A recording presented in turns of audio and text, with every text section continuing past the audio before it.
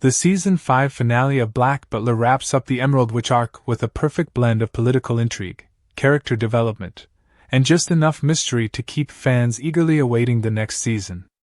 Episode 13 begins with a striking visual change.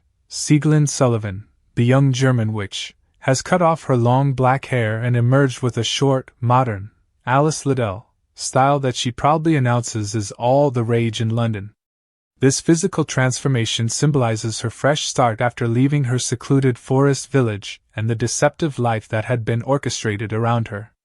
When her loyal servant Wolfram is shocked by her new appearance, she explains that she's making changes because she won't have ladies waiting on me from now on. It's clear that Sieglinde is embracing her new freedom and independence in England. Back at the Fantohive Manor, the other residents are surprised by Sieglinde's arrival. Prince Soma immediately jumps to conclusions, assuming she's Ciel's new concubine that he brought back from Germany. This triggers amusing reactions, especially from Ciel, who vehemently denies the accusation. The warmth with which Soma and Agni welcome Sieglinde demonstrates the found family dynamic that has developed in Ciel's household over the series. However, the light-hearted atmosphere quickly shifts when Sebastian announces that Sieglinde must undergo intensive etiquette training to prepare for her upcoming meeting with Queen Victoria. What follows is a rigorous and often comical training montage as Sebastian puts Sieglinde through the paces of proper aristocratic behavior.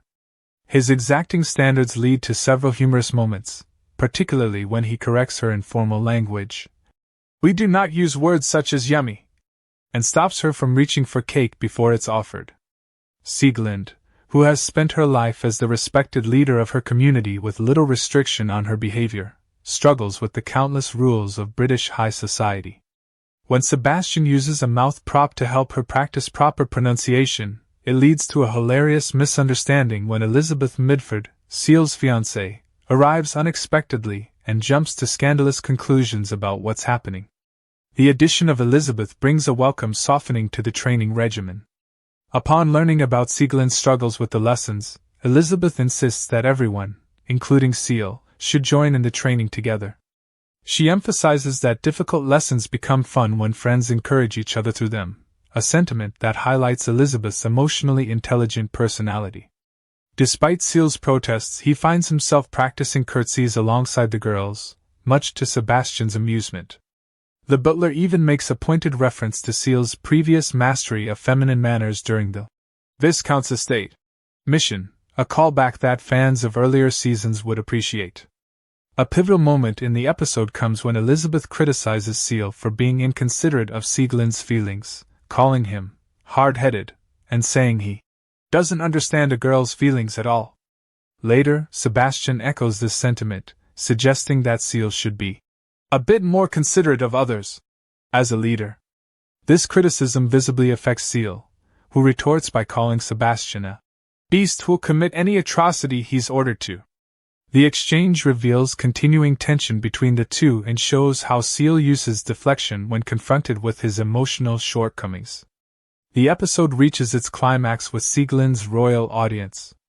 As she prepares to meet Queen Victoria, we see flashbacks to an important conversation between Sieglinde and Ciel where he advises her on how to handle the meeting. He recommends she share the formula for mustard gas to ensure England will be forced to treat her cordially, but warns her never to reveal the existence of Sulin, a more lethal gas she developed.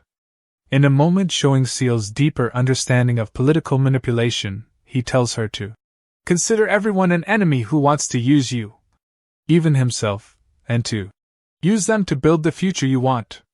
This advice positions Sieglinde as a player rather than a pawn in her new life, demonstrating Ciel's respect for her intelligence and agency. The meeting with Queen Victoria unfolds with perfect etiquette from Sieglinde, showing her successful transformation from secluded forest witch to proper English lady. Queen Victoria warmly welcomes her as Little Witch, and shares that she's glad you're here. During this meeting, Ciel explains that the curse of the werewolves' forest was actually toxic mustard gas that the German army had been planning to deploy in battle. He positions Sieglinde's brilliant mind as an asset that will contribute greatly to England's progress. The Queen seems particularly interested in whether Sieglinde could wield even greater magic than that, suggesting she suspects there might be more to Sieglinde's capabilities than just mustard gas. In a move that shows her growth and the influence of Ciel's advice, Sieglinde makes a declaration that she wants her knowledge to be put to use saving people. She promises to be useful to all the people of the world, not just England. This sentiment pleases the Queen, who believes England's future is bright, with minds like Sieglinde's contributing to progress. The scene takes an odd turn when Queen Victoria begins speaking to her deceased husband Albert as if he were present, telling Ciel to pay no attention, it's always like this. The Queen's peculiar behavior adds a touch of eccentricity to the scene and reminds viewers of her well-documented historical grief. After the successful meeting, Ciel returns home exhausted and ready for sleep. However, the episode's tone darkens considerably in its final moments. As Ciel sleeps, he has a disturbing dream where a shadowy voice, implied to be Sebastian, tells him, "Sleep a little longer. It's still a bit too early to wake up." When Ciel jolts awake, Sebastian is there, claiming he was about to wake Ciel due to his tossing and turning. This creates an unsettling ambiguity. Was Sebastian actually in Ciel's nightmare, or was it merely Ciel's subconscious? Ciel insists he's all right 3 times, suggesting he's trying to convince himself as much as Sebastian. The repetition and the haunted look on Ciel's face imply this was no ordinary nightmare. The episode concludes with Sebastian bringing Ciel a letter from the Queen, likely containing a new mission that will set up the next story arc. This ending follows Black Butler's pattern of resolving one case while planting seeds for future conflicts. The final image of the letter creates anticipation for what challenges await the young Earl next. Throughout the finale, the series continues to explore its central themes of appearance versus reality, the corrupting nature of power, and the choices people make when manipulated by others. Sieglinde's journey from isolated witch to educated scientist mirrors Ciel's own transformation from innocent child to calculating Earl. Both characters have had their childhoods stolen by adults who use them for their own purposes, and both have found ways to reclaim their agency through knowledge and strategic thinking. The Emerald Witch arc as a whole served as a commentary on the military-industrial complex and the ethical questions surrounding weapons development. By positioning Sieglinde as someone who was deceived into creating weapons of mass destruction but who now wants to use her knowledge to help people, the show asked viewers to consider the responsibility brilliant minds have in how their discoveries are applied. Ciel's advice to Sieglinde about using others before they use her reveals his cynical worldview but also his pragmatic understanding of how power operates. As Season 5 concludes, viewers are left with several lingering questions. What was the true nature of Ciel's nightmare?